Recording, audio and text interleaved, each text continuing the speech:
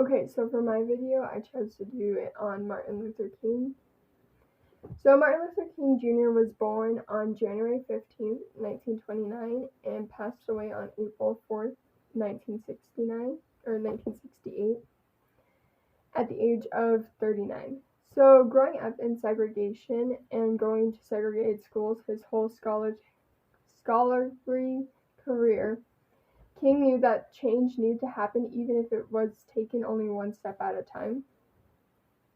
So in 1954, Martin Luther King Jr. became the pastor of Dexter Avenue Baptist Church in Montgomery, Alabama.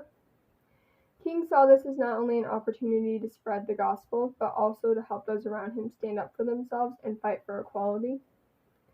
Martin Luther King also held a significant membership role in the executive committee of the National Association for the Advancement of Colored People, which was the leading association of that variety at the time, I guess, would be the word for it.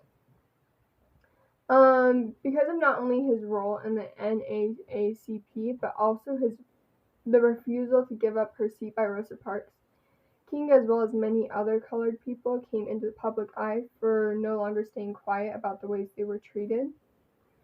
The Rosa Parks movement, where she wouldn't give up her seat for a white man, showed that she was no longer going to take the disrespect that they gave her, and she wasn't going to give up her rights. And this caused a movement of people saying, yeah, why should we give up our rights just because of our color? So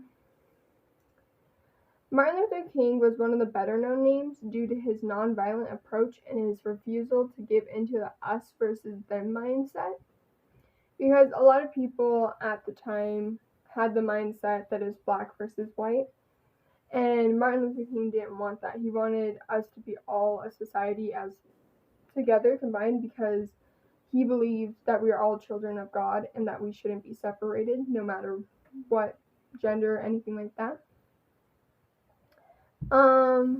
So this caused him to not only have the support from African Americans, but also from white counterparts. Obviously not all of them, but he did have some. And thanks to Martin Luther King, Rosa Parks, and many others, they successfully boycotted the Montgomery bus system for 382 days. This made them lose a lot of money.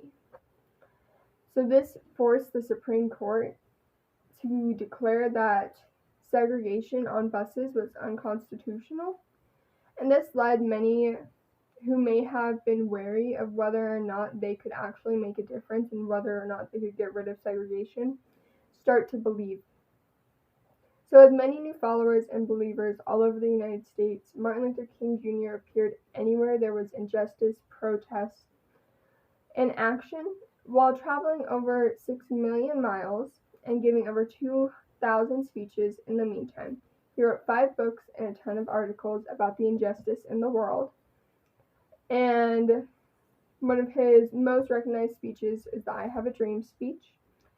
And this was held at a peaceful protest in Washington, D.C., in which he described a world that he dreamed of, and this world he wished that we would someday maintain.